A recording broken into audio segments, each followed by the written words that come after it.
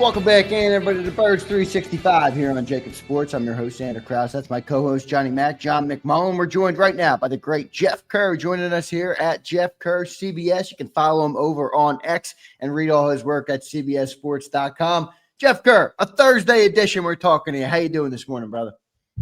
I got some advice for CJ Gardner-Johnson. Oh, there we go. He's coming in hot. Quick with Jeff today. Yeah, coming in hot.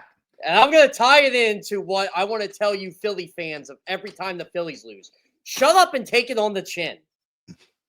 Like, you don't have to respond to everything.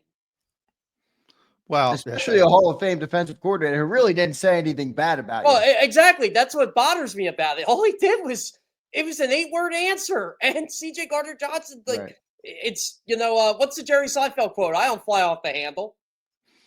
Yeah, I mean, look, he's one of those guys who thinks everything's about him, and he makes it into more than it was, which was an 8-word answer that basically said, yeah, I'm okay with it.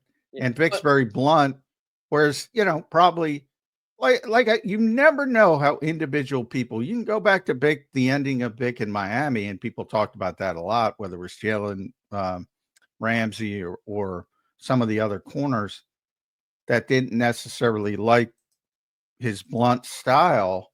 I mean, I haven't said about Jordan Davis what he said about Jordan Davis in conditioning.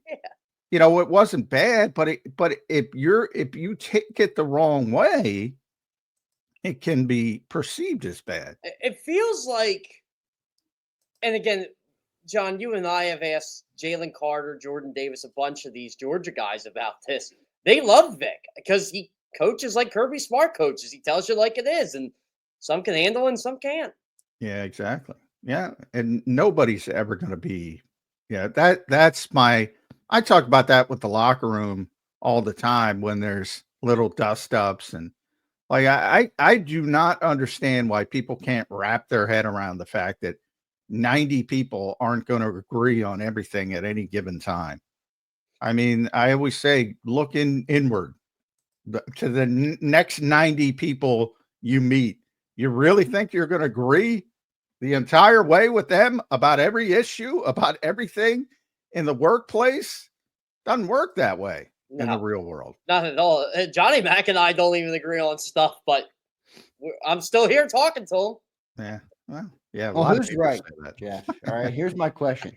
Was it Cap or is CJ have some truth, that some people didn't like him and that's why he got out? I happen to think CJ might be right, even though he was a little I think they're both right. There's nothing wrong with that, but you don't have to take a side. But again, just some things, I don't know. Some things just don't need to be said. Like, it's like what John said. CJ's high maintenance, and you just got to deal with it. Like, I don't have anything bad to say about the guy. I don't have anything good to say about the guy. Well, here's the way CJ works. So Vic gave his 8-word answer, which had nothing to do with scheme, and he starts talking about scheme on Instagram. It's like, well. I mean, Vic's been around for 40 years. He's the first one to tell you that you need good players to make anything succeed. He has that resume. He's been a coordinator for 20 plus years or running defenses for 20 plus years. He hasn't had the number 1 defense every year. Like, he knows that's his first number 1 defense. He knows he needs players to make it succeed. So the first thing I thought about when CJ did his little comments on Instagram, I listened to his Texans press conference. I think it was about 6 weeks ago. And he was saying how he matured. He changed. And I'm like, okay, you're trying to sell something to the media, whatever. But I'll give him the benefit of the doubt. Maybe he did. Maybe the trade humbled him. Didn't humble him at all. No, it did not. So again, it's the true colors always I think, that part of it is, that I think that helps fuel his play. I do. I think he's a good player because of his mindset. So, there's some give and take there. He's got a chip on his shoulder, and I think that helps him on the field. Off the field, I think it hurts him. So, but how do you better balance that?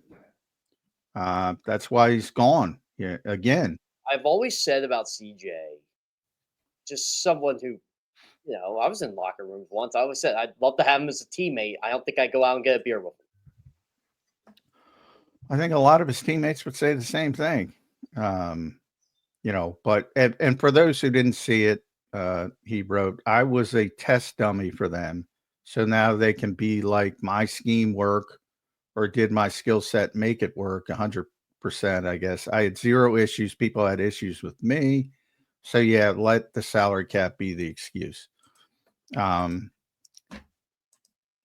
I've said from the start, I think people that think there's going to be a seamless transition to Andrew Makuba are out of their minds. I don't think there's any way they're going to get the same level of production from Makuba or Sidney Brown early, maybe 2 years, 3 years down the road, potentially.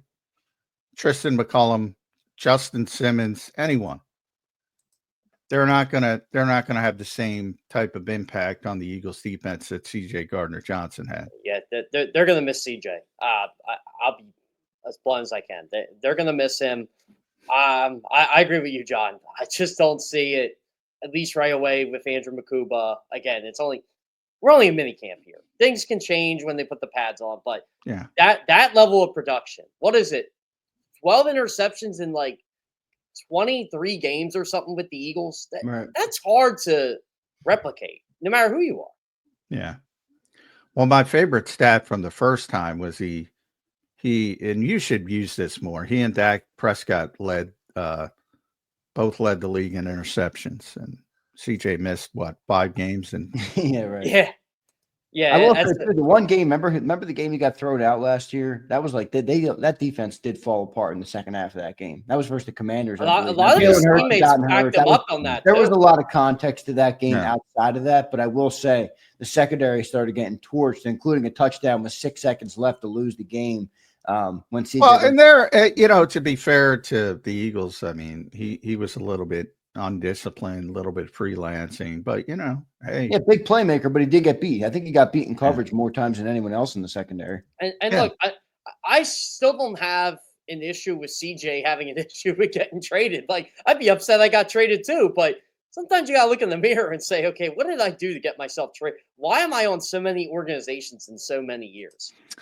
Yeah, and it's not just Philadelphia, it's New Orleans. It's, Detroit was probably more the injuries, but nonetheless, it was 1 year, twice here in Philadelphia. New Orleans obviously didn't want to extend him off his rookie deal. So it's more than the Eagles, and I'm sure D'Amico Ryans will find out pretty quickly, but he'll enjoy the playmaking aspect of it. And they need him. I think he's really going to help that defense. I think he's really going to help that team. They have a good secondary on paper, man. They really do. My only problem, I mean, and look, CJ is an emotional dude, but he was a great player. But my only problem with what he said is he insinuating that the scheme worked because of the talent he brought, and he's not, considering that they have Jalen Carter, they had Zach Bond, 2 all-pros last year, they had great edge rushers, they had Quinion and Cooper DeJean, Reed Blankenship was great next to him, Nakobe Dean was great last year. Like, you were a part of a great defense. It's okay to say that, but he acted like they're going to say the scheme worked, but it was really my skill set. I don't think so, CJ Gardner-Johnson. Well, I think part of it is his individual part of it, but I think he knows from a bigger part. He means it's about the talent more than the scheme, which I agree with. And by the way, Vic agrees with. So, I mean, we all know you can run the same scheme and not have good players. And Vic's probably going to get more out of them than most coaches, probably all coaches, but they're not going to be that good. If you don't have good players, you can't just scheme up great play. You need good players. That's why I'm going to laugh this year, because I know the responses will be coming. I know the tweets will be coming. I'll see it. They should have kept CJ. They should have kept CJ. Every time Sidney Brown or Andrew Makuba or Justin Simmons or whoever's back there struggles, it's going to happen. And I'm probably going to agree with a lot of people because, I know why they did it. John, you know why they did it, but Right. it's hard to replace a player like that. Saints, Eagles, Lions, Eagles, Texans. Who will be next on the CJ Gardner-Johnson hit list? I mean, And you know what? He's going to have a long career, but he's going to be like, I don't want to compare him to because I know the guy personally, but he's today's Andre Rison. Yeah, he's high maintenance. There's a lot of high maintenance players. A lot at receiver. We talk about it all the time. Look at what's going on with Stephon Diggs this offseason. There's a guy, tremendously talented, bouncing around. Look, when you're high maintenance. You guys have a theory on what that was? Yeah, there's it's not hard to find out what it is. But I don't want to I don't want to speculate. I figured the NFL would be on top of it, but yeah. Well, there's not much you can do. I mean, yeah, exactly. What can you do about it? It's personal. But for an individual team, do you want to put up with that kind of stuff? Well, my colleague Tyler Sullivan loves the Stephon Diggs drama because he goes, "How am I supposed to tell people a 3-14 team is going to be good this year?" So yeah, it's great off-season content for him. He wrote columns on it. He's been bashing Diggs left and right, saying, I know the Patriots are desperate, but this is why they're desperate receiver. Good teams don't do this type of thing. The whole 9 yards. Yeah. Great receiver, great route runner. One of the best route runners I've ever seen. But yeah. Stephon Diggs to me, this is like the T.O. stuff. Okay, T.O., I can buy it with the 49ers. You come here and you force your way out and you're causing problems. Okay, it's definitely you. You'll never admit it's you, but it's definitely you. And you got everybody to side with you, even though it is you. Oh, by the way, you had the same kind of exit with the Cowboys, just not as high maintenance. And you just bounced around. And great player, but man, sometimes you got to look in the mirror. Yeah, I agree. Yeah. It was Donovan's fault. It's Donovan's fault. It's like, all right, T.O. I also don't think Stephon Diggs is as good as T.O. I mean, Stephon. Oh, no, he's not. I mean, T.O.'s a stud. Well, it kind of ties into the Gardner-Johnson point of you can be a headache or you can be emotional, whatever you want to call it. I call it a headache because it gives me a headache just reading the post from him. But you got to be good enough for it to be worth it, and teams have clearly opted that it's not worth the headache with CJ Gardner-Johnson. But anyway, I digress. Jeff, I do want to move on to Saquon Barkley. Did you hear his comments, Jeff? What if Saquon has 2,500 yards again, and at the end of next season he says, "Thank you, Philadelphia. I'm out of here." One, I think people are blowing this thing really out of proportion. Two, as someone who talks, look, I've had this off. I don't even want to call it off the record. We've had discussions about Barry Sanders before. Saquon loves Barry. He loves Barry. Yeah. Yeah, and like Barry's his guy. So I'm not surprised he said that. And look, I think it's more. I want to retire on the top of my game more than anything else. Exactly. And I just think people like to blow things out of proportion. Oh, he might retire after next year. I'm like, he didn't really say that.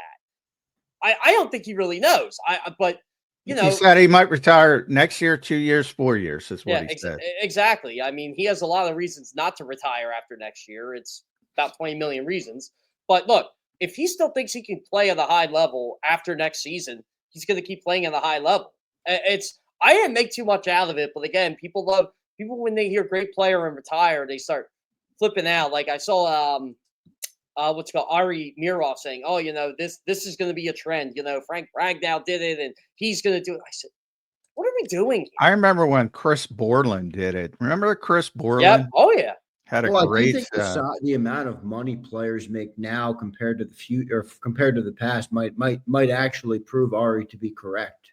I mean, maybe back then they made money, but they didn't make money like they make now. You get 6-7 years in at 5 million, 7 million, 10 million, 15 million, depending on who you're talking about. That might be enough for these players to walk away and not want the risk that comes with playing late into your 30s. Well, what bothers me about this whole Saquon Barry thing is Saquon will tell you straight up. He'll say to you, "How old was Barry when he retired?" People forget that aspect of it. Barry was 31. Saquon's not even close to 31. I don't think do you think I mean, I think Saquon right now is early stages of his prime. I think he has a couple years left at his prime. Now, maybe I'm wrong. Maybe the 2,000 or the 400 carries, the 2,000 yards. Maybe that's where I was going to get to you. Maybe that will pile on. But I think the way he ran last year, obviously being in Philly with that offensive line, the way they manage him throughout the week, I think he's still early middle prime right now. This is my honest opinion. I don't expect a big year out of Saquon this year. But with that being said, because he's coming off the 2,000 yards, I still think he has another really good year or two left in him. Like, you can run for 1,400 yards this year and be a great season. Barry ran for 1,400 after his 2,000 yard season, and people were like, "Well, that's a disappointment." It actually wasn't. That's hard to do. Like, Derrick Henry was on pace to run for like 1,900 yards after his 2,000 yard season, and then he got hurt. That's what I worry about. And he almost ran for 2,000 last year too. Derrick Henry, by the way, is just an absolute. Well, Derrick Henry's a freak of nature. He's a beast, man. Dude, he's a monster. Yeah. Well, the history though is pretty clear with and he was near 500 touches when you include the postseason. That is almost uncharted territory. So that's the standpoint. I always talk about. One thing about football that's different than other sports is just because they're not on the injury report doesn't mean they're 100%. Guys play through shit all the time. And, I talk about Kelsey all the time. Well, he's healthy. No, he's not. He wasn't healthy for 4 years at the end of his career. All the stuff Lane plays through. Oh, yeah. Lane, Jason Peters with, his pre-practice routine became legendary, just to get ready to practice. Running backs take a beating. And at times last year, Saquon was beat up and played through it and played at a high level. So that's my only concern. Can he stay healthy with that? Because they're going to run him until they can't. That's their mentality. Nick was asked the question 1,000 times last year. He asked it. He answered it the same way. We'll manage him during the week. If they have to give him 500 touches again next year to win the Super Bowl, they're going to give him 500 touches. And honestly, it's a great all-season question. I'd love to ask Nick. Not how you're going to manage it, but do you monitor it? How do you monitor that coming off the season he had? Right. And knowing the history. I know Nick knows. Nick knows, Saquon knows. But how do you monitor this stuff? See, I agree with John post bye week. Like, my question is, how do they manage them in those first 8 games? Now, maybe it's all systems go all year long, but I wonder if, because now they have the benefit of knowing what a healthy Saquon Barkley can do for you late in the year, do they do different things to guarantee or give them a better chance, better odds at having him late in the year? That would be my question. But I think post bye week. Yeah, this is something that I love about Saquon, and again, I love how Saquon is an historian. He understands the history. You could talk to him about the history of the running back position really for hours until they kick you out of the locker room, which they do a lot. but I'll just say this. Saquon sees stuff I write about, this is the 2,000-yard running back. This is what they do the next year. How can I rewrite that history? How can I figure out how to do it? How can I be the first running back to get 2,000 yards again? That's like the stuff he's going for now. It's how can I just break the mold and kind of end the conversation? Because they'll be like, well, Saquon did it. Or it's happened because this guy did it. I think that's what motivates him right now. Yeah, no, as long as he's healthy, he's going to be the centerpiece of the offense. That's how they're going to go about it. Bottom line. And, it's like I used to argue last year, John. I know you and I would argue. Remember the whole 67 net pass yards thing? I'm like, okay, well, they ran for 300. Yeah, well, I mean, that's what was effective. And it's hard to argue with the success. So, I mean, I thought they were unfair. I say it all the time. I thought they were completely unfair to Jalen Hurts, scaling back the offense after a game where they didn't have Lane Johnson and A.J. Brown, Devontae Smith. I'm like, that's silly to me. You don't even have your guys out there, and you're making these grandiose decisions that say, "Oh, we can't play this way." And Jalen struggled against Green Bay, and he had some difficult.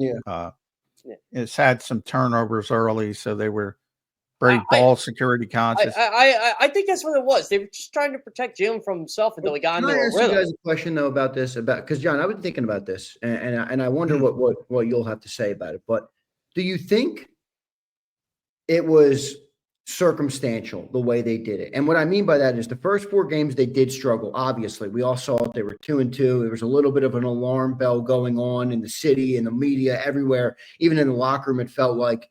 I likened it to maybe you pull a goalie in hockey or you change a starting pitcher or whatever the case may be, and they needed a spark. They got the spark in the running game, and then it worked so good, and it never stopped working that they never had to go back to Jalen Hurts, and it would almost have been like, well, why would you go away from something that's working so good? So in other words, the overall philosophy was never take the ball out of Jalen Hurts' hands. We don't want to do it that way. It was let's get a spark, and then the spark worked so good. Well, I think the overall philosophy was ball security. Number one, they felt they were turning it over too much. I think the ironic thing is, and they were. They had what, 8 turnovers or 7 turnovers in those first 4.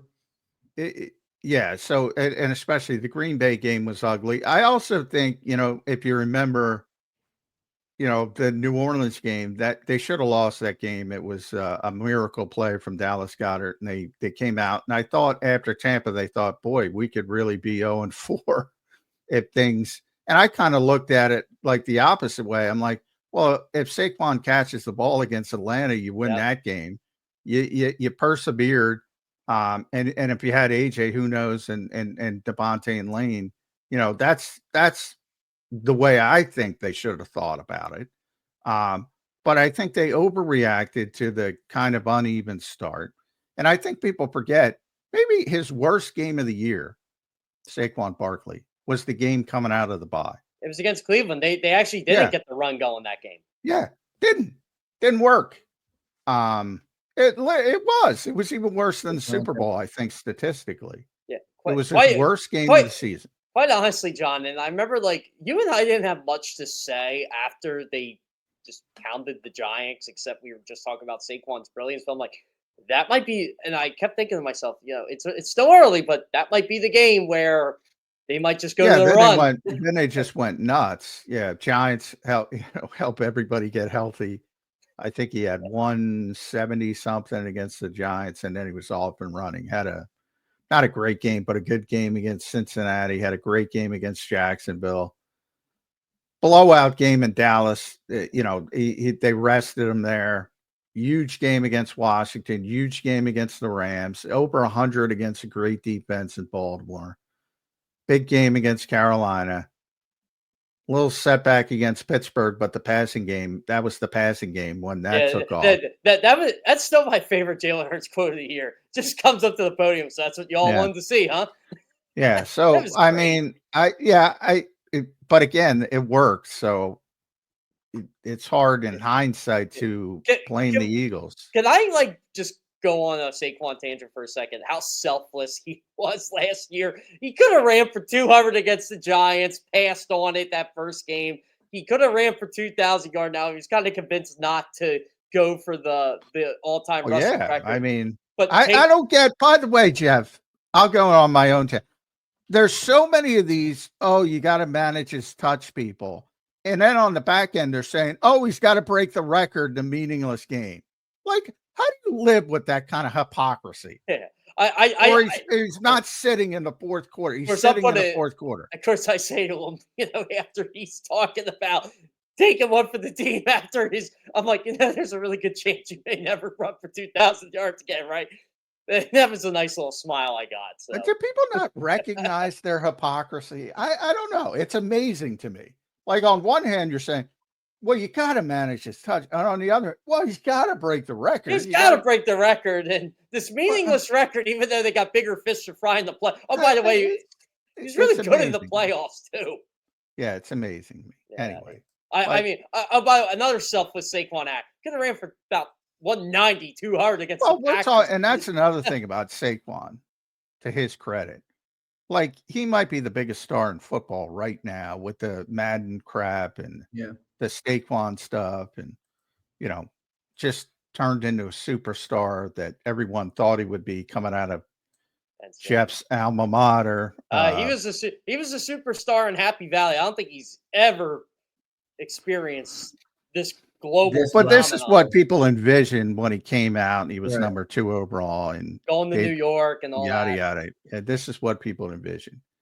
And he could be high maintenance, but he is the opposite of high maintenance. He is the opposite of high maintenance. I tell people it's probably one of the more humble people you'll ever meet. And it's funny. And maybe all this changes him, but I doubt it. I don't think so. It's, James Franklin always says to his players, now, you see 26, you see that guy, be like him. And a lot of his players, they try to be like Saquon Barkley. It's not a bad thing. Yeah, so I give Saquon credit for that. Let's talk about OTAs. You were there. You saw the big OTA practice. I'm going to give Jordan Mailata very positive today. I hope the chat recognizes that. I was looking at you. Did I say Jordan Mailata? Jalen Hurts. You did, because I was looking at a picture of him. Yeah. Jalen Hurts. It's been very sharp this spring. I think, Jeff. Very comfortable. He looks very comfortable. It's the exact opposite of last spring, where it looked just awful early. It feels like it's almost the second year. I know it's a different coordinator, a couple different concepts, but it feels like it's the second year of the same system. And he's had a whole off season to learn the system. And I don't think and again, it's OTAs. I don't think they really changed much. They're going to change a couple things, but it just, you're right, John. He just feels more comfortable. His decision making is good. I mean, that throw to Dallas Goedert. Oh, that was beautiful. I was watching him after he made the throw, and he knew it. He knew he was going to make that throw. I'm like, all right, Jalen. And of course, what do you say right after Dallas Goedert's best pass catcher on this team? Man.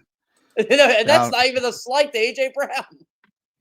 Yeah, I mean, he Dallas Goedert is. I don't get that one. I don't get that whole angst with the Eagles and Dallas Goedert. Like, I get not wanting to move forward after this year, as he goes post 30, and you need to have that sort of succession plan, which they still don't have. But why they were considering moving on from him this year made no sense to me. No, 0 sense. No, he was so good when he played. I mean, again, this is where I do enjoy fans.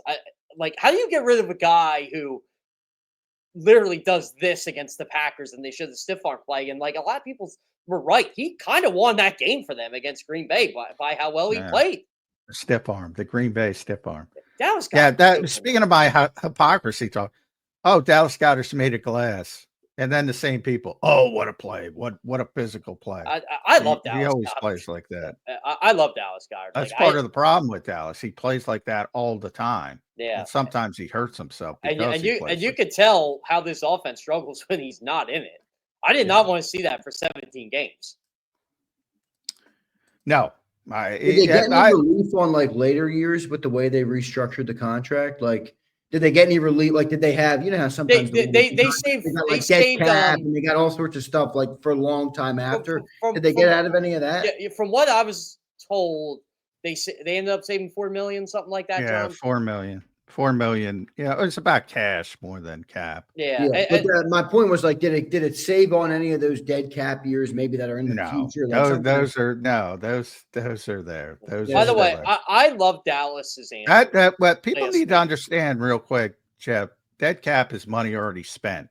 Yes. It's already spent. You can't really do anything about it. No, it's not real money. It's already spent. You just kicked it down the road for cap purposes to make the cap lower in the short term, but eventually it's like a credit card. Eventually you got to pay it. That money's already spent. It's gone. The Eagles are not paying anything in those void years. That money's already been paid, but it's on their books, which do you if think you make a mistake, what's that? Do you think it'll catch up to them? Well, if you keep making price up decisions, yes. But if you keep making Jalen Hurts, AJ Brown, Devontae Right. Smith, Lane Johnson, Jordan. No. They hit on this a lot more than they. But John, this is the point I was trying to make. Like, I love the answer Goddard gave. Look, I'd love to be here the rest of my career. I also know how much I'm worth. I love that answer. Yeah. Bet on yourself. I think he's gonna have a big year for them. Well, he's always having a big it's year, just but a you know matter what I of mean. how can he stay healthy? How many games does he play? Yeah. I mean, he didn't have a big year last year. You talking about Goddard? Well, they're not going to have high volume. They don't have a high he volume. had a big postseason last He year. had a great huge postseason. There's no doubt. Led the huge team in postseason. receptions and yards, but he didn't. I think he had like under 500 yards. Now I know he missed a couple of games there, so that would be my biggest not a knock, but it's a real. That's how they play. I'm not going to say he's made a glass though, John. That's not how I look at it, but I do think if you look at the full body of work of his career, he's been somewhat not reliable in terms of he misses 20-30% of games every single year. So that's become a trend for sure. Well, that's fair, and part of it is, and I had this discussion when he broke his forearm. I've taught, and Dallas is aware that any wins, Kyle Brandt's Angry Run Award, and he likes it, and he likes the scepter and the T-shirt, and he loves that T-shirt. But he realizes that it's probably not a good idea to do, but in the moment, then he's doing it against Green Bay, and people love it. It's hard to figure out when to maybe live to play another down, so to speak. I think that's just the competitiveness in the football player. Yeah, exactly. In the moment, he's just going all out. And because of the way, and ironic, because, he and Avante were best friends. Avante's the same way. People say he's made out of glass. He plays like a lunatic. He's 180 pounds and plays like he's 210. I call him the smart Sidney Brown. Yeah, exactly. It's what he is. Yeah. So part of that factors into it. But as far as the volume, any of the Eagles receivers, they could do more elsewhere. In a higher bot, they don't have a high volume passing offense, and they're not going to. Speaking of that high volume passing offense, I know AJ's kind of off to the side in team drills. Devontae, he's training with superstar Alabama player Zander. So but Jahan Dotson to me has looked pretty good. Oh yeah, he's a good player. I've been saying that for weeks. I don't know why people, other than like they expect them to have a high volume passing offense, like they expect numbers. Yeah, your numbers are with Saquon 2,504. Those are your numbers. Yeah, I like to say this to a lot of people when they love to brag about what Josh Allen does numbers wise and Joe Burrow, and I'd rather have that. I'm like, I'm sure Josh Allen, Joe Burrow would love to have Saquon Barkley on their team. Oh, yes, they would. I mean, look, there's a reason why the Bills and James Cook are kind of at a stalemate. They're like, okay, yeah, you're good, but you're not Saquon. You're not Derrick Henry. You're not in that upper echelon. You may think you are, but you're not. No. Well, the Eagles had a tremendous rushing game in 2021, 2022, and 2023. You saw the difference in 2024. They were one of the best running teams in the NFL during the whole Nick Sirianni era, basically from week 7 of his first year on. They have more 200-yard rushing games than anybody else before Saquon Barkley over that span. But you saw the difference. I actually, when Saquon did this whole, I could see, the top 5 individual season. I'm like, you know what? I got some beach house property to sell you there because I can back that up. There's a lot of numbers where you're just like, wait, they did what? Or they matched this, or they're the first team since this. Everybody laughed at him. I'm like, look, Saquon's a story into the game. Just saying. He doesn't just say it for a hot take. No. And that's where the numbers are going. So you can't expect a running back to have the highest the best year in NFL history and expect the passing attack to be Joe Burrow, Josh Allen. Like, doesn't work that way. No, and like people that slam and it's not Eagles fans. It's outside of here. It's slamming Jalen Hurts for it. Oh, he doesn't do this. He doesn't do this. And then, like, well, wait a minute. Does he have to? No. What do you think it's going to be this year, Jeff? Because I do think teams are going to come into the games, all right, and say, even if Jalen has proven, all right, that he can beat you in the air, I still think that's going to be their first thing they try and take away is the running game. So in my estimation, a bigger year is going to be needed and used this year in the passing. Well, this do you is agree? how. What do you say? Oh no, this is how I see it. So I saw two teams that really committed to trying to stop Saquon Barkley last year, and they had varying degrees of success of that. The Pittsburgh Steelers and the Kansas City Chiefs. And the defense was just unbelievable. Both those games. I mean, Russell Wilson stinks. Let's just call a spade a spade. Well, I think the Kansas City defense was awful. Yeah, I do too. And I think they knew they were awful. And look, I talked to some people on the Chiefs about this leading up to the game, and they're like, "Yeah, we're worried about stopping Saquon, but the quarterback's pretty good too." And I'm like, "Oh, I don't want to hear I don't want to hear another Spagnuolo Vic Fangio comparison in my life. No, that's a joke. That was a joke before the Super Bowl. It's a joke after the Super Bowl. I'm sorry, but people can't wrap their heads around that because they won Super Bowls. They won Super Bowls. Vic gets the most out of whatever he has. That's what coaches are supposed to do. Doesn't mean you're going to win because you need talent to win. But if you gave coaches, you can't do it. Same thing with players, same thing with quarterbacks. If you gave coaches the same group, then you could really gauge Vic's going to beat everybody. Vic's going to beat everybody. I'm a selfish media guy, John. I hope Vic Fangio is the Eagles defensive coordinator for 10 years just based on press conferences like the one he had. Well, he really is. That part of it. That part. I love everything is the hidden fortress, the top secret. Vic Fangio. Nah, he's out. Blows it all up. Blows it all up. Well, that's probably why he can't be a head coach, and you got to be more political. But yeah, I mean, talk about you asked Nick about Jihad Campbell, and he's like, I don't want to put a timetable on it. You ask him about Nakobe, I don't want to put a timetable on it. That's probably the right way to do it, to be honest. Because you don't want to put pressure on the player. If you say August, if he's not back by August, we're all going to be saying, where's Jihad? What happened? So, probably as a head coach, it's better to err on the side of caution. But yeah, for our purposes, like when Vic is a treasure. Like when I asked Vic the other day about George Davis and the pass rush, he goes, "Yeah, I know some people here don't actually believe that you can get better in practice." I'm laughing when he's saying it because it's true. Yeah, it's great. Well, he's probably taking a dig at people in the building too when he. Oh yeah. That.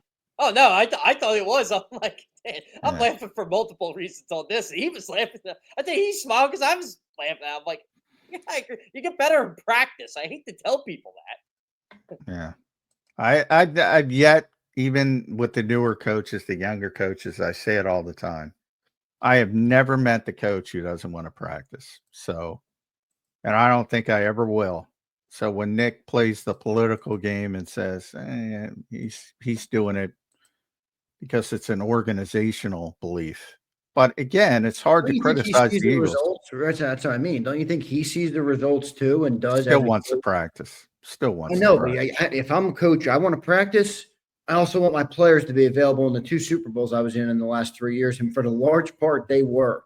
So I can't. It's tough for me to go against that. The logic tells me you're doing the right thing. I tell you what, I've been an assistant coach of basketball for 5 years. I enjoy practice so much more than I enjoy games. Well, for multiple reasons. I'm not saying John's wrong about coaches wanting to practice. I'm just wondering if he grapples with, well, the objective reality is that it's helped our team so much. Why would I put what I want, before that? Well, I think you saw it a little bit last year where they increased practices coming off the collapse. It's not dramatic because you have so many limitations from the CBA. I think part of it is acknowledging the CBA as well and the fact that you can't practice as much as you could in the past. So then it becomes more of a cost benefit. Well, we can't prepare like the way we want to anyway, so you might as well get everybody as healthy as possible for the opening of season. That's the way the Eagles operate.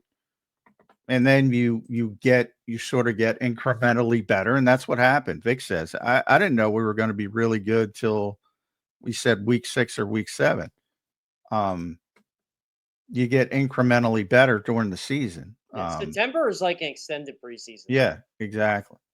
So I think most of it has to do with the realization that there are no more two-a-days. You can't practice. You don't get the quarterback, 2 weeks after the season ends. You can't. Talked about that with DiFilippo years ago. It's like we used to get these guys back in the building 3 weeks later and work with them the entire off season. And yet that's when you had these difficult, complicated Bill Walsh offenses. Well, you can teach people. Now it's all dumbed down college stuff because you don't have time to do anything else. I still remember the days where free agents could go into the building and actually meet people and sign with a team, and the next day they're out practicing. Yeah. It's great. It's I loved it. A lot different than it used to be. Now, from the standpoint of protecting people's body. But then again, you got guys. Jim Marshall just died. I had the luxury of knowing Jim. Great dude. I always say, do not shake that man's hand. Rest in peace. You can't anymore. I met him when he was like 60-something years old. It's still, it was like a vice, the grip. It's like built out of iron. He didn't make the Hall. He's not in the Hall of Fame. No, he's not. It's crazy. Yeah, which is crazy because it's almost like we can't put everybody in the Purple People years in the Hall of Fame, and I'm like, why not? So back then, when they practiced all that time, he played whatever he played, 200 and I don't know what it was. He was the original Iron Man. Yeah, he was, and literally was built out of iron. He's a freak. But he played what I think was 272 consecutive games. Yeah, far broke. And not only that, he did it through all of that, two-a-days and constant practice and all that stuff. So to act like the mentality now, is that healthy? Well, he lived to be 87 years old. Yeah. Now, but we all know how his body. No, Yeah. But I'm telling you, I knew the guy when he was a senior citizen, and he was doing well. And again, he's rare. He was a freak. But I always, another guy who's in the Hall of Fame from those teams, who I got to meet, was Mick Tingelhoff, the center. And Mick had like 240 consecutive games and was one of the great Bud Grant lines of all time. He's talking about the depth chart. He was talking about center real quick, Jeff. And he said the depth chart reads Tingelhoff at center and then Tingelhoff hurt because he was playing. So he was the backup. The backup was him hurt. So a bunch of these guys under the old school played a bunch of games and a bunch of everything. So that will always be my mystery in life, how those Vikings teams never got a championship. Well, that's why Jim Marshall's not in the Hall of Fame, because they lost 4 Super Bowls. Like, I maintain he would be in the Hall of Fame if they were just a really good team and didn't make Super Bowls. But they made it and didn't get over the hump. So, and it's not like their defense played bad in those games either. No, it was usually the offense sputtering. But and a bunch of guys, Paul Krause, who is still the NFL's all-time interception leader, and he might have a record that will never be broken. 81 picks. It took him 15 years to get in the Hall of Fame, which is he's in there. But Tarkenton got in first ballot, right? Second or third, not first. Crazy. He was the all-time passing touchdowns leader, all-time passing yards leader. Yeah, but he lost 3 Super Bowls. He only lost 3. It's absurd. I say the same thing about the Bills, the Jim Kelly, Thurman Thomas Bills. I mean, to me, and again, to be that consistently good, is more impressive than the Giants spikes, where they were a good team, not a great team. They got hot at the right time. and they won a couple Super Bowls. Same way, both times. I had the pleasure of, I'm talking about the Eli yeah. John. not the Andre Reed's a Kutztown guy. Kutztown's not too far, and I just remember like he was speaking at. I was a kid, and he was speaking at one of these like football. I think it was like a Kutztown football thing, and he goes, everybody last we lost 4 straight Super Bowls, and I always go, well, no team's ever been to 4 straight Super Bowls. He couldn't even think of a team that went to 4 straight championship games. Yeah, I know. It's hard. I don't even know Lombardi did that. That consistency is unbelievable. Yeah. But if you don't win one, Yeah. and they both of those great teams went through it. Minnesota earlier and then Buffalo. But man, both of those teams have a shitload of good players. What's crazy about it is, as someone who, again, I watch a lot of old football. Those 92-93 Bills teams were nowhere near as good as the 90-91 teams. Yeah, and your Scott Norwood, all you need is one. Yep. He makes that field goal. They're thought about completely different. Yeah, Jim Kelly is too. Jim Kelly led him on that drive. He had him like he was struggling all game, but that drive, dink and dunk. We're gonna get him there. And look, 48-yard field goals, they were not automatic in 1990. No, they weren't. It was not. And the wind was up that day. And Thurman Thomas, he's one of the best players that people don't give credit for.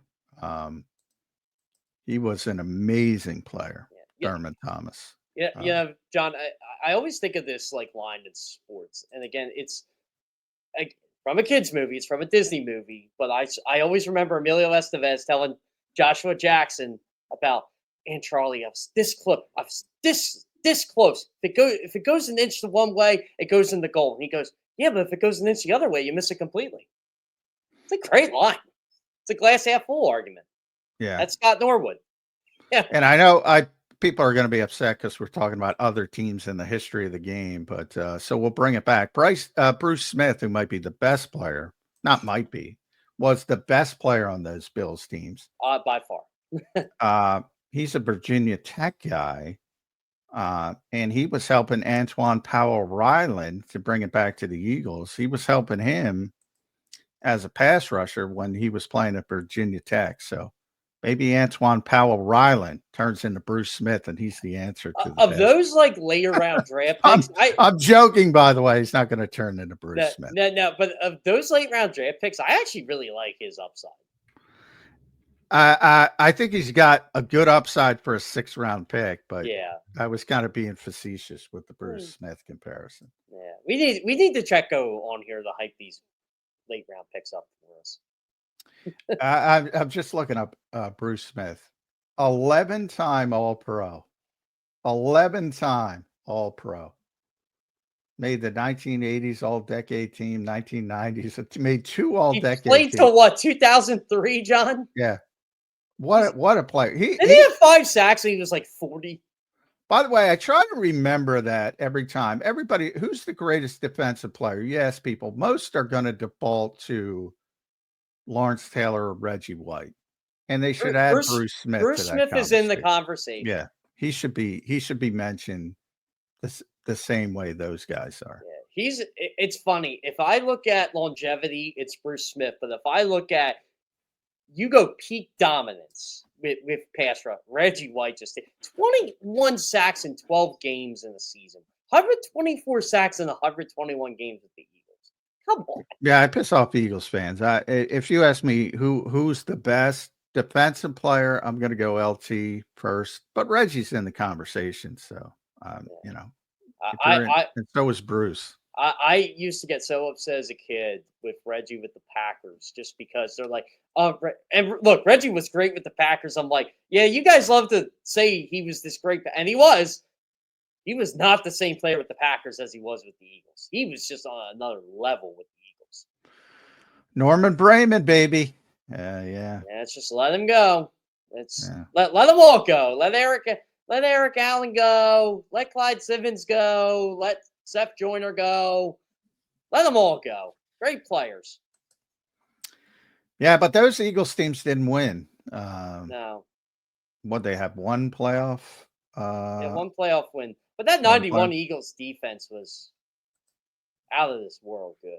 Yeah, it was. Why didn't they win before my time? Why didn't they win? Well, Randall Cunningham got hurt first game of the year. Bryce Pulp hit him first play of the second quarter, and they went through the Jim McMahons of the world. And Jim McMahon actually wasn't bad for that team, but who was the other guy that was really? Jim was a game manager.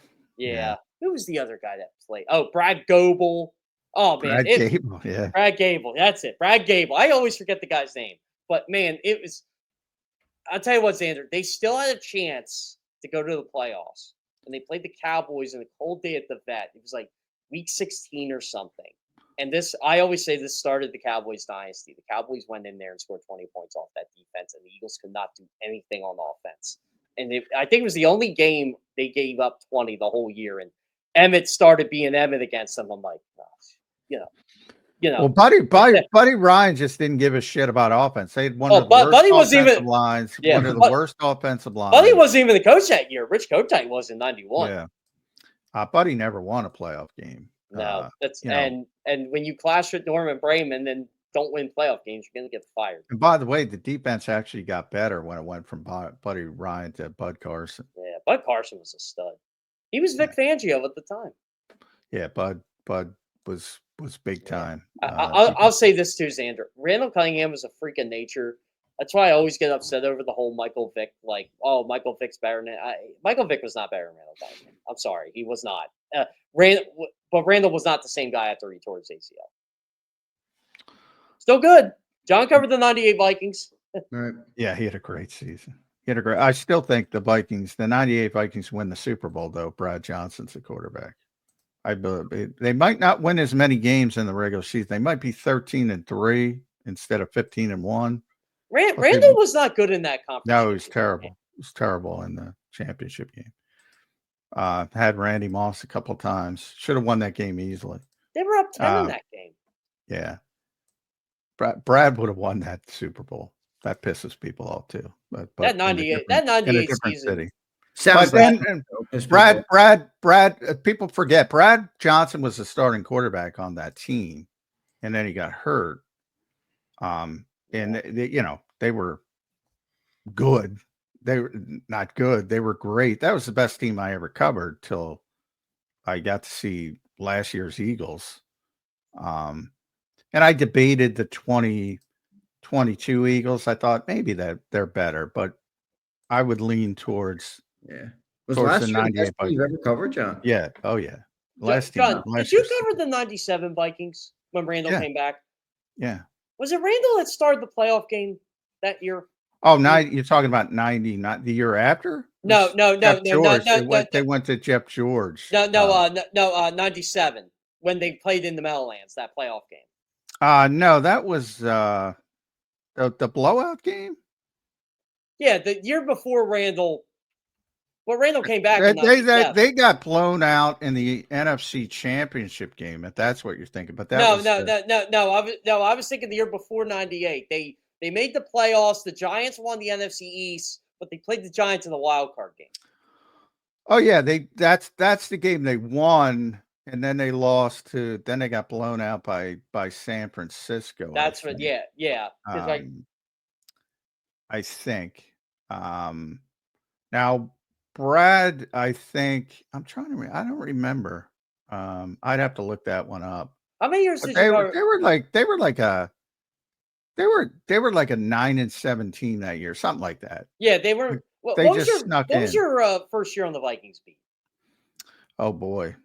Denny Green, 92. So 94 maybe? Yeah, so you did cover the year Randall came out of retirement. 97. Yeah, I mean Randall he came mid-season, right? Randall was spectacular, throwing deep balls to Randy Moss and Chris Carter and Jake Reed. And Jake Reed. Yeah, they had the three receivers.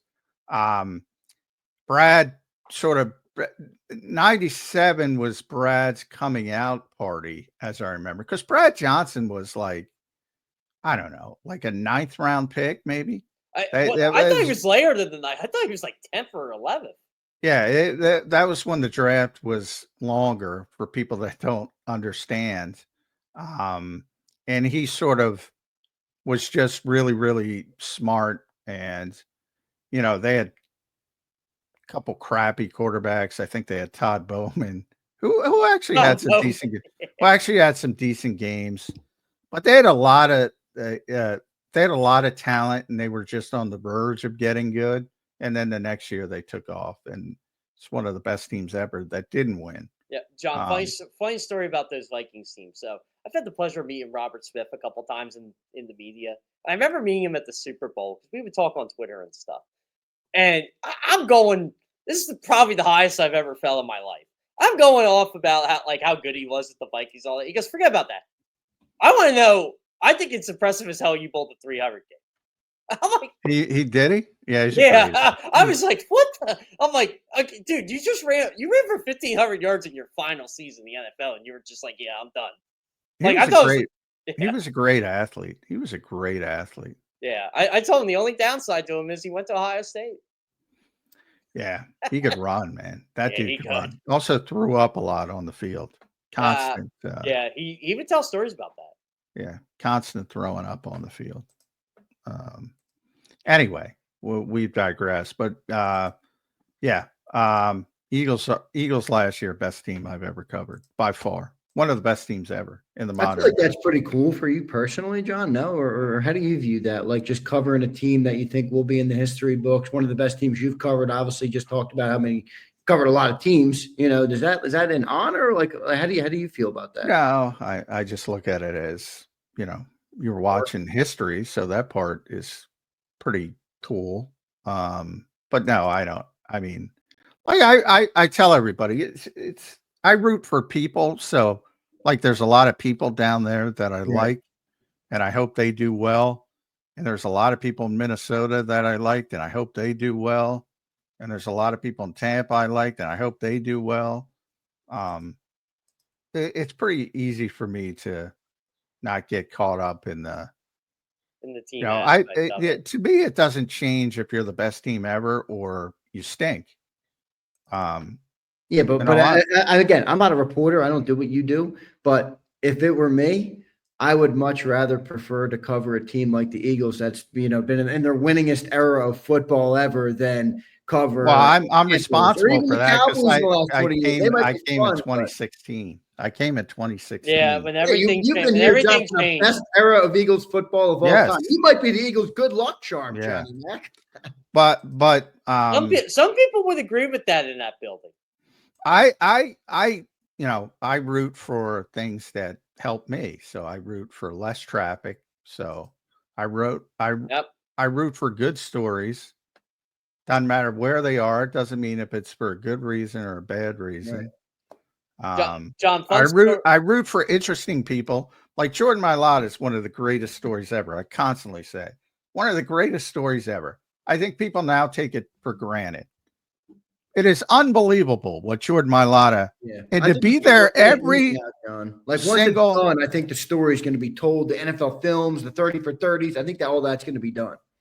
And to be there every single step of the way, to be there in the locker room when nobody else was talking to him, and I was the only one talking. And he rewards you for that. And see the development the entire way. It's not only a great Eagles story, it's one of the great stories in NFL history. Just the development of that particular play, going from a guy who needed help putting on his helmet to being the best left tackle in football. It's absurd. Jordan Mailata still gives me one of my favorite stories of all time because he knows how much I like to talk about the tush push. Him and I were just and Jordan goes, I really need to know what bothers you so much when people like I said, I'll tell you what it is. When people call it a rugby play, and I'm going to you on this, the guy who told me who played rugby professionally says it's not a rugby play. And yet people still insist it's a rugby play. You can make the argument that that's a slanted source. Well, well, Jordan doesn't like talking about the tush, but I've said pretty cool. It's funny to me because the coaches are very, they're insulted when you say, it's just bullshit. It's not a real play. They're legitimately insulted by that. The players are like, we're good. It's not about the tush push. We're good. Yeah, the only thing I've heard that makes sense, John, is kind of the take that you had on it, where, and we had somebody else on the show actually for the first time, and they made the same argument you did. I'm like, that makes, Johnny Mac's been saying that for a long time. I think it was Howard Eskin actually, but he's like, pushing was not allowed in the game of football, like until recently, relatively. That's the argument. So many young fans don't understand that. Yeah, right. No, they don't. Well, so many young fans don't understand what it's like to watch bad Eagles teams either. Like, 2015, 2020 was the worst year ever. I'm like, I got the 1998 Eagles to sell you guys. Like, you would not have been an Eagles fan growing up watching those teams. I'm telling you. They sucked. It was largely their owner, right? I mean, Brayman and all that. No, Laurie was the owner of the 98 Eagles. 98, yeah. When did Laurie buy him? He bought him in when? 94. 94. Yeah. They just were, they were unbelievably bad in 98. They averaged 10 a game. 10 a game. They won games like 10-9. It was that bad. I'm actually shocked. I've watched their 3 wins over and over, and I rewatch Eagles games. I'm like, how did this team win this game? Like, and they had good play. Trotter was on that team. Dawkins was on that team. Hugh Douglas was on that team. They were bad. They were just bad. Like, they lost Ricky Waters, and it was like, forget it. Like, they had nothing. So to go back to our Randall discussion, because I'm old, I had to he came out of retirement when Brad hurt his neck. In 97. And whatever year that was, and helped him win that one playoff game, and then they got blown out by San Francisco. Then 98, which was the really good team, Brad took back over as the starter. He got hurt again, and then Randall came in and had the unbelievable season until the NFC Championship game. And then by 99, it was more of I believe in 99 he got benched, and then Jeff George took over. Yeah, you're right. Because Brad did Brad get traded to Washington, or did he sign there? He did get traded. A pretty significant trade at the time. Oh, I remember. I remember it was a big deal when Brad went there. Yeah, to Washington, and he had some big seasons with Washington. He's a really underrated quarterback. I remember the first game in 99. He threw like some bomb to Michael Westbrook, and I'm like, oh, wow. Yeah. I'm like, the Redskins are going to win the Super Bowl. Yeah, he had a really big season when he went to Washington, and they won like 10 games. He had 4,000 passing yards. They were good. They were good in 99. They were really good. And then he went to Tampa, and I actually got over the hump and won a Super Bowl. So yeah, he's a guy I like him personally, and very underrated quarterback. Like I hate when people bring up like shitty quarterbacks that won Super Bowls, and they throw his name in. He was not a shitty quarterback. No, he's not. He should not be. He's not great. He was not a bad quarterback. Not at all. He was a good. There's nothing wrong with being called a game manager. Yeah. Did you guys expect this for football? You guys have been covering this game a lot longer than I have. My whole life, it's been the norm that football was the biggest sport, really, until I was 12 in 2010. So I'm younger, you know what I mean? But it's really ascended into like this. It's bigger than every other sport. And it's not even close. Zander, it's funny. John probably has more of a better memory of this than I do, but I grew up in the 90s. Like, baseball was up there, then the strike hit. NASCAR was really exploding at the time, but football was, to me, it was always number one, but now it's just up here and everybody's. It's so far above it. No, well, I'm older, obviously, but in my youth, baseball was by far number one. Right, baseball was the American game, man. Yeah, it's America's pastime. Jeff brought up the strike. It was multiple strikes. That's what crippled baseball, I think. To a certain, obviously, it's still popular, but that's when they got lapped. And now they're probably third, to be honest, behind the NBA. But Yeah, I think it was the strikes, and there were multiple strikes. By the way, here's my hot take with football. Football was better 25 years ago. Oh my God! Yeah, it was so much better. Oh Me my and John God! had this discussion before. Could you make that argument about every sport? Like when I hear older people that are wiser than me and been around the games longer than I have, it sounds like the 80s, the 90s, even the early 2000s was like a glory time for all sports. You know what, Zander? This is what I think sucks. Like, I'm a big defensive guy. The NFL basically made the league glorified arena football. They saw the Philadelphia Soul of New Orleans Voodoo win games. I love the voodoo. I love the New Orleans voodoo games, baby. I love the They see a 56-49 game and say, "Why can't we do that? People are enjoying this. Why can't we do it? Let's take this away from the defense. Let's take that away from the defense." One of my favorite nicknames ever, New Orleans Voodoo. New Orleans Voodoo. What about the Nashville Cats? Do you remember that name? Yeah, but I'm not in love with that one. I thought it fit perfectly, obviously, with New Orleans. They had a great logo. They had look up the New Orleans Voodoo logo. It's phenomenal. I know. Oh, it's great.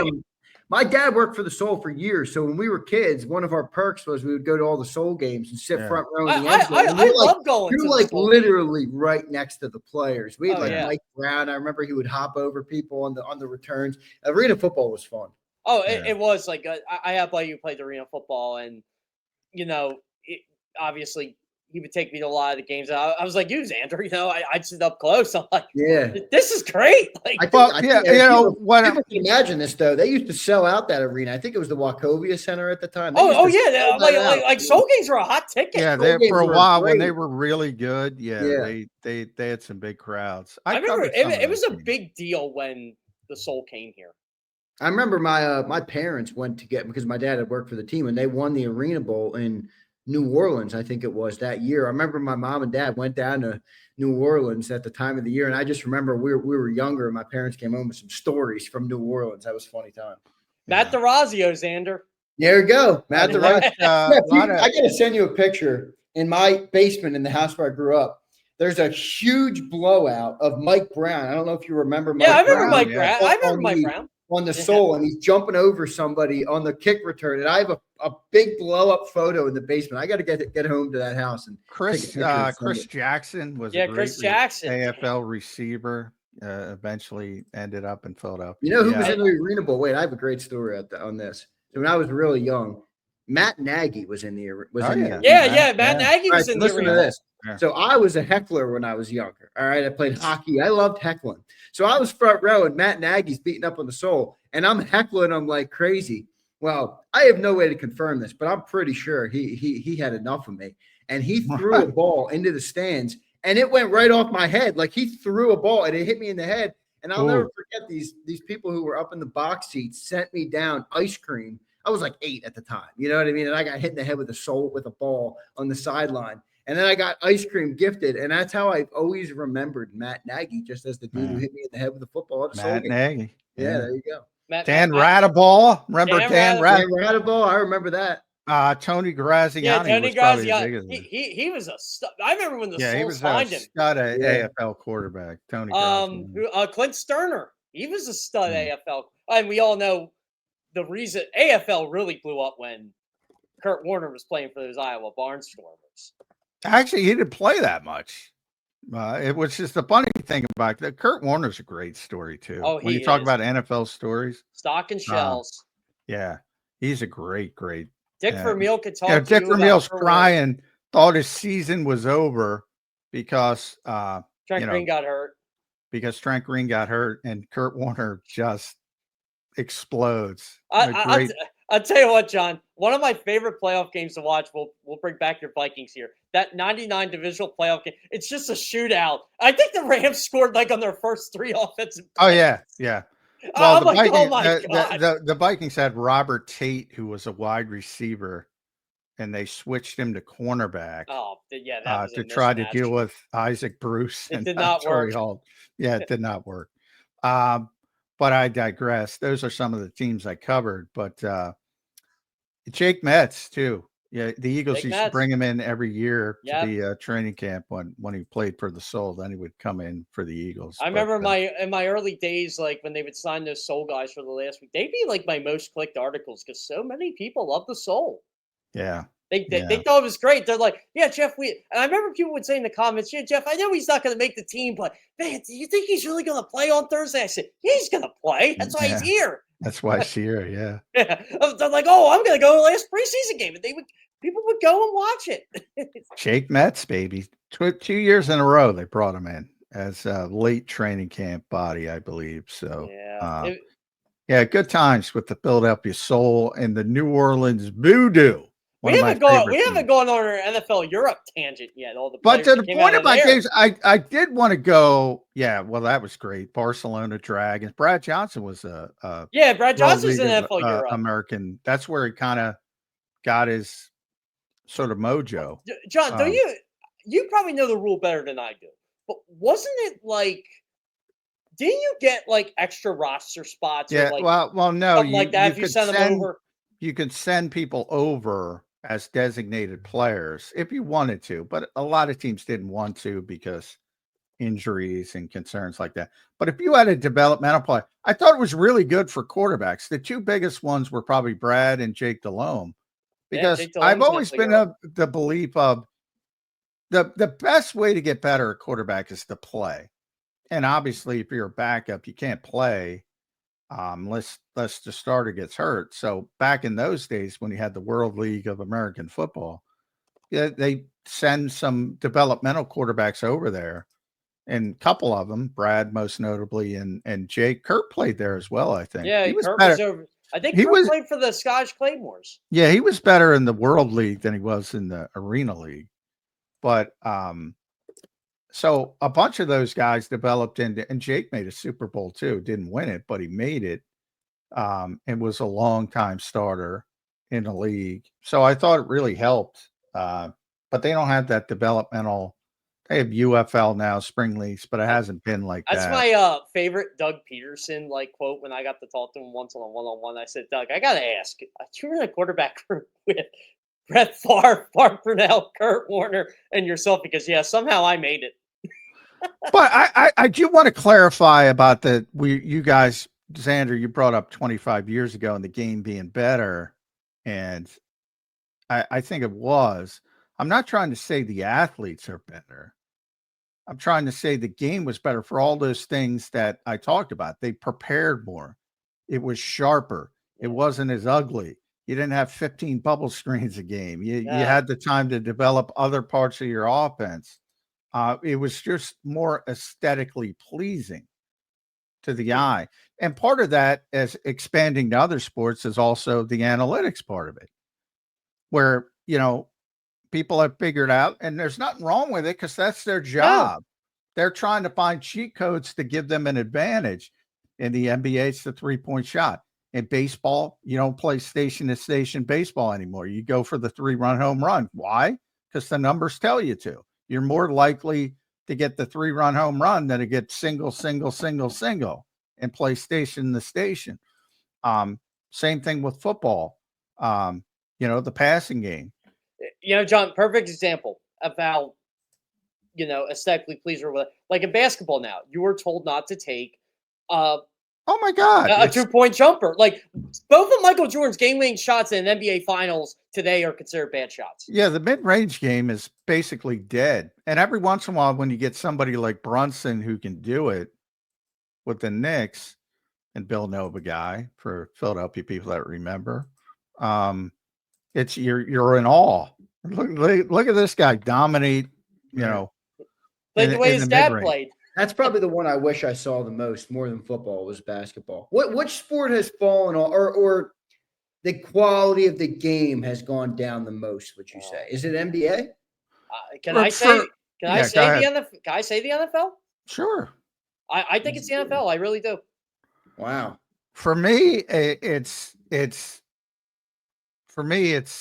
baseball. The baseball's going down too. I'm a baseball purist. It's because baseball is a statistical game. I don't think the NFL is at all. Baseball is a statistical game. and everything they do makes sense. So I'm not blaming those guys, but boy, it just results in an ugly product. And same thing, same thing with the NBA and the 3-point shots, but you get those little bubblings of the Jalen Brunsons. You get the little bubbles of, like people don't like the guy, especially here. But when Joel Embiid was dominating, it was a bit of a throwback. It was not really. Not really. They agree because he pulled up 3-pointers. Yeah, he's shooting threes. He's not posting up people on the block. Which is he's what terrible I wanted him at to that. do. He was playing defense. When I watch NBA now, yeah, well, he's I a have rim such protector. a craving for fundamental basketball. Yeah. Like where is the rebounding, the boxing out, getting the ball down on the low post? Like it's just not the game anymore, man. It's so many. And honestly, I think that's why people love inside the NBA so much, because you have guys from that era telling you the modern game sucks. Like it's so funny to watch Shaq, who was so dominant, Charles Barkley so dominant. Kenny Smith was a really good player. People forget that, and it's just funny like hearing this guy talk about an era I grew up watching. I'm like, they're not wrong. Yeah. No. Well, and I always say, and it was funny, of all people, I heard Reggie Miller talking about it on one of the broadcasts. There was a fast break, and this is one of the greatest 3-point shooters of all time. And there was a fast break, and the guy veered to the 3-point line. And Reggie's like, "What are you doing? You got an easy layup." But no, that's where they're taught. It's like, to me, my favorite team ever in any sport at any time in my youth was the Sixers, was the Julius Erving Sixers. Oh, man, that was my dad's too. He says the same exact thing. thing. They were so good. My dad tells me the same thing, how good that team was. My dad loved that team. The most exciting moments were Mo Cheeks running the break with Julius Erving on one wing and Bobby Jones on the other. And it inevitably ended with a dunk that exploded the building. And if you do that today, Julius Erving and Bobby Jones are veering to the 3-point line. I'm like, you're taking away the greatest. I do that too. I'm like, what are we doing here? Right. Like, by the way, so my favorite moment of the NBA play, and again, I can't stand Knicks fans to my very core. I think they're the most annoying fan base on the planet. So when Tyrese Halliburton pulled the Reggie Miller choke thing at the first half, I'm like, oh my God, Reggie Miller's calling the game. This is glorious. And people are like, what's so significant about that? I'm like, brush up on your 90s basketball, boys. Reggie had some moments at Madison Square Garden. Let me ask you what you guys think of this, all right? Because I was saying this on Zander time after Birds 365 one day. We were talking about this when the NBA Finals were set. And I don't know. I understand I'm younger, so maybe you guys can bring more context. But I said, when I was younger, which is when you were young and you watch sports, it's anywhere from age 12 to age 18, 20, where you really remember it, right? Even when I was younger, I watched LeBron versus Steph. I watched KD. I watched, late Kobe Bryant. I watched some of these things, and I'm like, those guys were superstars. I watched today, and I'm like, Shai Gilgeous is a great player. Tyrese Halliburton's a great player. I'm not saying they're not great players, but it just doesn't feel like the stardom is there anymore. And maybe they will. Maybe they will be in time. I felt when LeBron James was on the Miami Heat in 2012, he was bigger than life. Yeah. He was such a superstar. I'll tell you what, Zander, when LeBron James was in high school, oh my God, was it on another level. Everything that guy did. ESPN was televising their games. I know. I went to KD, right? Like KD was a secondary superstar to a guy like LeBron James. 6'10", shooting jump shots like he's Steph Curry with the cleanest stroke you'll ever see. Like, I feel like the game today doesn't have the stars that captivated you even 10 years ago, let alone what Dr. J was or what Michael Jordan was or what Larry Bird was or what any of those guys were. This is what I love to tell like a casual basketball fan. Like, I know where St. Gilgeous-Alexander went to school. I know where Tyrese Halliburton went to school. I only get a casual basketball fan. They could tell you where, I know LeBron obviously didn't go to college, but they can tell you where he went to high school. Right. They can tell you. There, baby. Yeah, exactly. Like, they can tell you that. Like, I remember watching the NBA in like the late 2000s and early 2010s. It's like, and look, Wayne Ellington's a local guy. but you know where he went to school. You knew where all these guys went to school. Scotty Barnes, like and I know who Scotty Barnes was coming in the NBA. I had to double check myself. Like, it's changed so much. Yeah. Do you agree Well, with my in point about college the level of basketball, I stars? mean, college basketball, if you think about those old, I always think about the Chris Mullin, Patrick Ewing, Big East era, Oh, where yeah. everybody's there for 4 years, these amazing rivalries. Now they all transfer. Yeah. And now, or they play For 1 1 year if year, they're yeah. good, you Yeah. know, they play 1 year and they're out. You know, yeah, it's a lot different, but that part of it, I don't know how much you can do with. You know, back in the day, it was like a big deal that Daryl Dawkins was going from high school to the NBA. I mean, there's like Moses did it. I think Bill Willoughby, Moses Kevin Malone. Garnett was the highest player picked at the time. Yeah, that was later, but Daryl was like late 70s, like jumping from high school to the NBA. Yeah. It was so rare. Now, yeah, a lot of things have changed, but on floor, the on floor, look, the nerds have ruined sports. They have. It's their job. I don't blame them, but they're trying to find way. Look, if we do this, we have a better chance of winning. Right. And they're right. They're 100% right. Yep. Right. But the odds don't always look good. Yeah. I've said this to the ones that write. They always ask me for a piece of advice. I said, look, you obviously know what you're talking about, but you have to talk to these people like they're 5. Well, why? Because you have to. They don't understand what this stat means. They think it's made up. You have to explain to them what it is, and they just won't do it. So their writing sucks.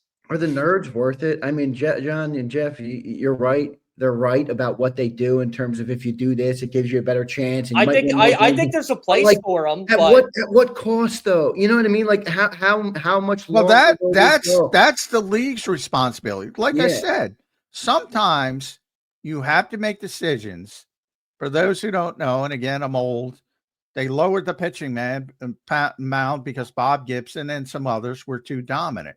So, you know, they became too dominant. They're trying to ban the tush push because Eagles are too dominant. Exactly. Will Chamberlain, no player in the history of sports changed the game more than Will Chamberlain's dominance.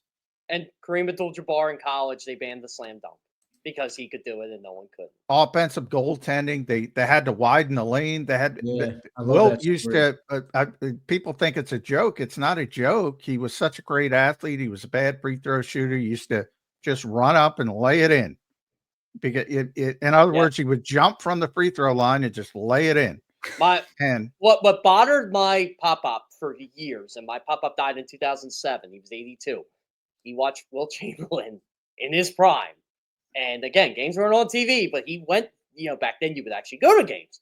And he said, I'll tell you what, don't ever tell me Bill Russell was better than Will Chamberlain. Because it's just not true. Tell that to Sonny Hill, man. Sonny Hill's like our last. That's the old thing. That's how long championships have been around. And people can't recognize that people would argue, not a lot. I mean, most people knew Will was better than Bill Russell.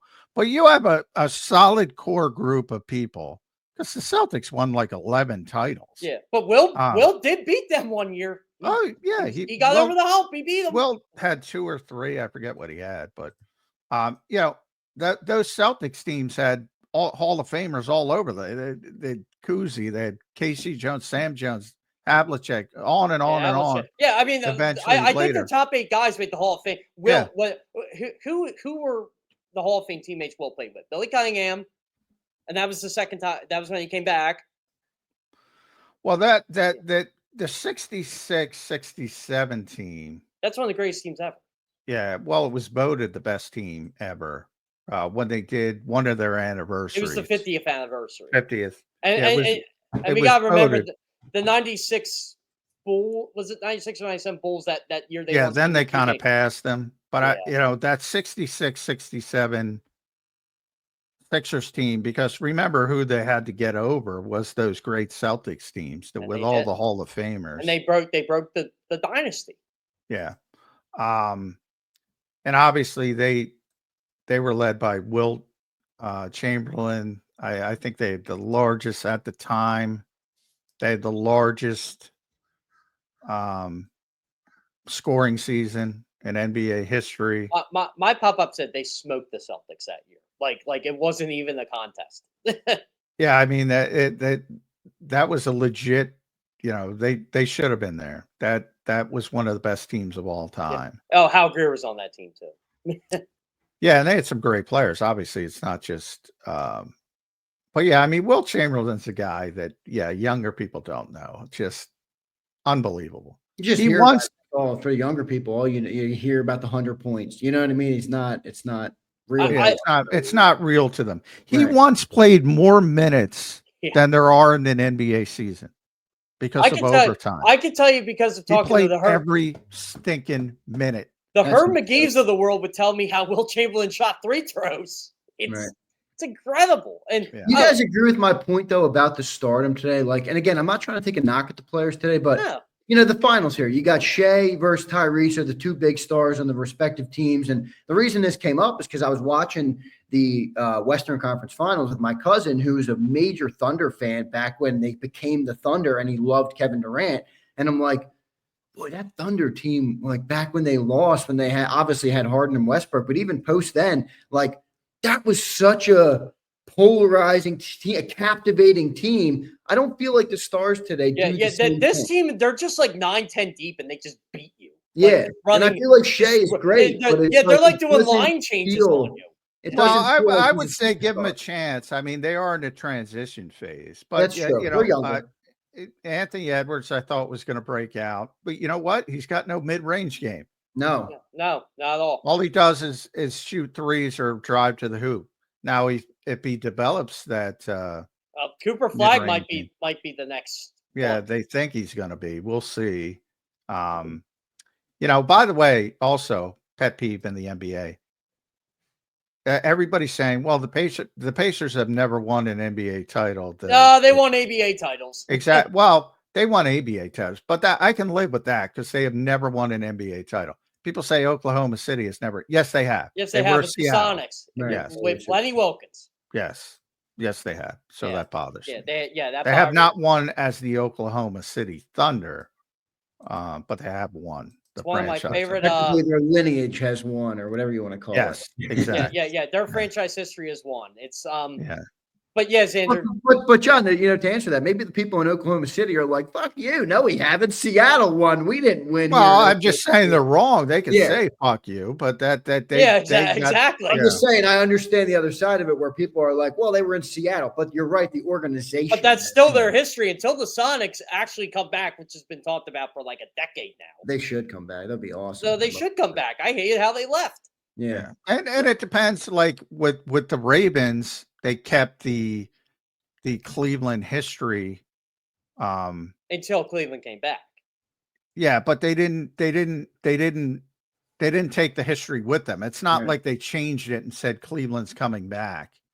Like they made a concerted effort to say, I got news for you, D. Hughes. They ain't three-peat. They are not three-peating because people don't do that anymore. Let me read this. Let me read this. D. Hughes is the ultimate John McMullen fan, and he's now, what I've learned is he's the ultimate Thunder fan. I said something about Shea last week, and he's in my DM. No, you're wrong about Shea. Watch this. He's right. He is right about SGA. So he says Thunder in 5. SGA finishing off a top 3 guard season of all time. After we three-peat, people will be looking back on this era with revisionist history. League has never been better. But to my point, I'm not going to season of all time. That doesn't happen. Top 3 guard season of all time, and he doesn't even feel like a captivating star yet to anybody outside of Oklahoma City. Like that's where I kind of had. There's a lot of history in the NBA. Yeah. I mean, top 3 guard season of all. I think the kid's great. Top 3 guard season of all time. Tone it down. I mean, my God, you don't even have to go back to. Just go to Steph Curry's career alone. I mean, come on. Curry, when Steph Curry took the league on fire, that was unbelievable. Now everybody tries to be. He was too good, Jeff. That's my take. He was too good. He was too good. He broke the rest. He changed the entire game, Steph Curry. Yeah, and he was too good at it. That's what I'm saying. Everybody thought that. I still love watching Steph Curry at 37. I love watching. Oh, he's unbelievable. But SGA is great, but Yeah, I mean, come on. As far as the product as a whole, it's not their fault. The athletes are better today. That's how the world works. Yeah, things improve. There's better training. They make more money. They don't have to sell insurance in the off season like freaking football players from the 60s. All they do is spend money on their body. Derrick Henry spends $750,000 on his body to keep it at optimum level. All of that has gotten better. That is true. But the game has changed aesthetically. It's not even close to what it was because of rule changes. And football, it's mainly safety related. Defensive 3-second rule is now in the NBA. They did to stop Shaq. Yeah. Yeah. All right, boys, we're running up against it here. We've been on a tangent for a long time. It's been a great conversation. I do love talking about all this stuff. That's the off season. Occasionally, you're going to get. I love talking about the history of. Look, I tell people all the time. There's a reason why I watch a lot of '90s, 2000s football games. They were better. It just was. Yeah. Sorry.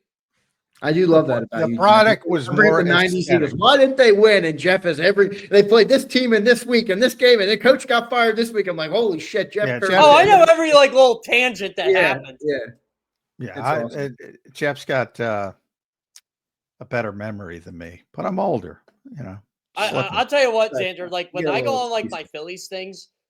Like when people tell me the Phillies suck right now, they look. Season's over, Jeff. Yeah. Everybody's entitled to their opinion. I'm like, would you rather be the Braves?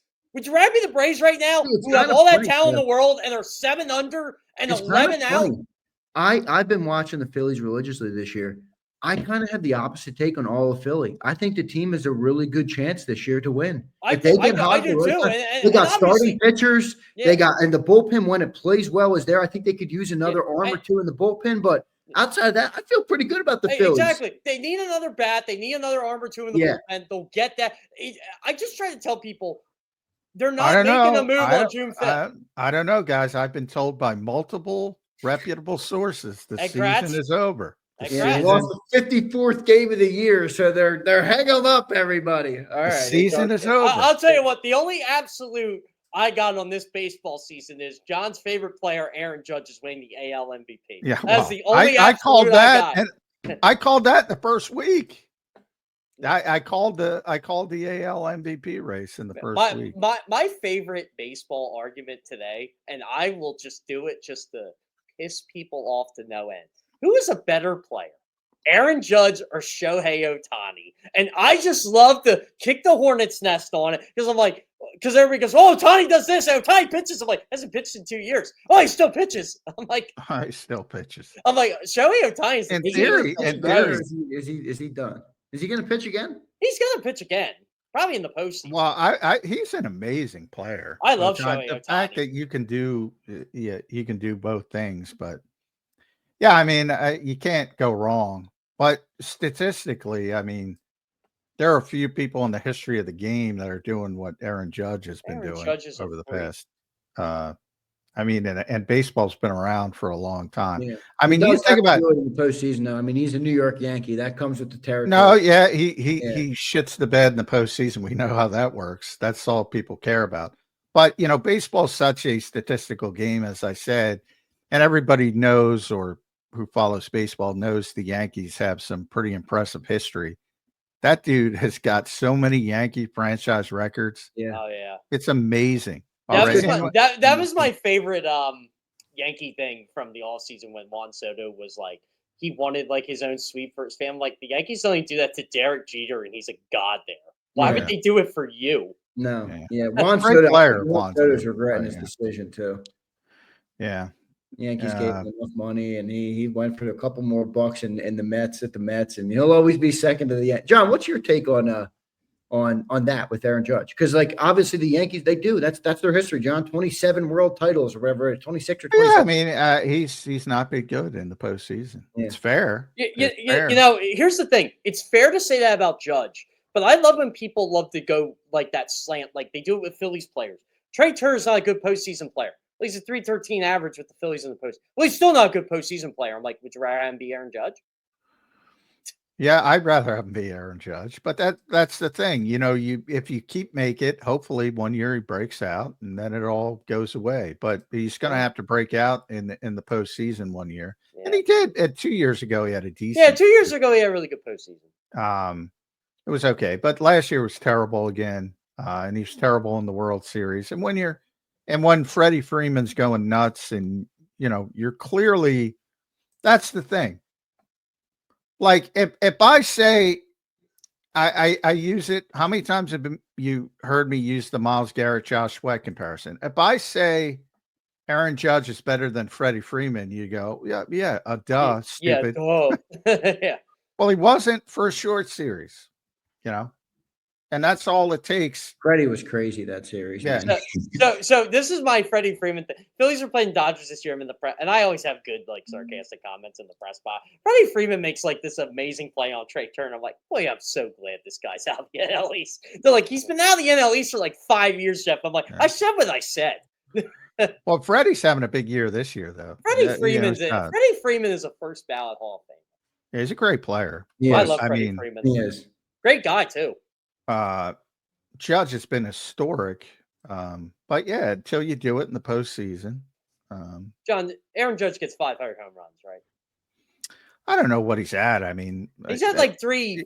He's got 500 in the past 3 years, I think. So yeah, I think it feels like it. Yeah, but that's about longevity. Is he healthy? Obviously, yeah. You've been slugged though for a long time. I feel like in the MLB. I remember Albert Pujols slugging. Yeah, but now to your point about the money they make, do you really hang around to hit 500? I don't know. But you gotta have a real want to. You gotta have a real love for the game. I think at that point, he's one of the best power hitters of all time. He's one of the best right-handed hitters of all time. Yeah, he's one of the greatest Yankees of all time. Doesn't have a championship, but usually for whatever reason, when you get guys hitting 363, it's usually lefties. It's Wade Boggs. It's Tony Gwynn. You never see very rarely. All right, guys. Today's trivia question before we got log off is, since you brought up Tony Gwynn, what do you think the most strikeouts Tony Gwynn ever had in a season was? Oh, I'm going to guess 31. Zander? Because John's at 30, I'll go 45. Well, we're playing Price is Right. John McMullen wins. If we're playing closest, Zander wins. It's 40. 40? I'm shocked it's 40. Yeah, I am too. I'm like, what did he hit that year? Why is the Price is Right? How do they do it? Well, Price is Right. If you go over, you lose. If you go over, okay. If you go over, you lose. I didn't know that. I'm not a Price. Come on, Zander. Don't you watch the showcase? No, I don't watch shit, Jeff. John will tell you. If he brings up a show on the show and I'm like a stenot, I have no idea what he's talking about. If you go over, we're way overtime. Jeff, we're overtime. We're Price is Right. You got to do Birds 365 overtime, like Good Morning Football. I know we're gonna have to one day. Jeff, thank you for doing it, man. I'm gonna get John's final thoughts. We appreciate you, Jeff. I'll see you guys. Make sure you guys follow Jeff at Jeff Kerr CBS. We love his contributions to the show. Great conversation today. We went down a bunch of different avenues, but John, as you said, off season, man, I love talking about all that stuff too. And we probably pissed some people off, but listening to two guys that know as much about sports as you two is always fascinating. Good for me. John, your final thoughts on this Thursday edition of Birds 365. All right, let's bring it back to the Eagles. Some newsy day with Saquon talking about retirement and CJ going off the rails again. But last OTA today, number 6 overall. One more day of minicamp next week, and then we're off to the summer and start really honing down on what this team's going to look like come September 4th or whatever it is. So we're getting closer. Yep, no doubt about it. Johnny Mac, great show today. Great tangents, great breakdowns, great history, great knowledge all the way through the show today, brother. We'll talk to you tomorrow on a Football Friday edition of Birds 365. Thank you, brother. All right, thanks, everybody. All right, there's Johnny Mac, John McMullen joining the show here on Birds 365. Great show today with Jeff Kerr, Johnny Mac as well. Dove into some tangents, some football, some basketball, some baseball, some arena football. How about that? All right, so really fun show today. Appreciate everybody for being here, for watching, for listening, for liking, for sharing, and for subscribing to the channel. We appreciate all of you guys.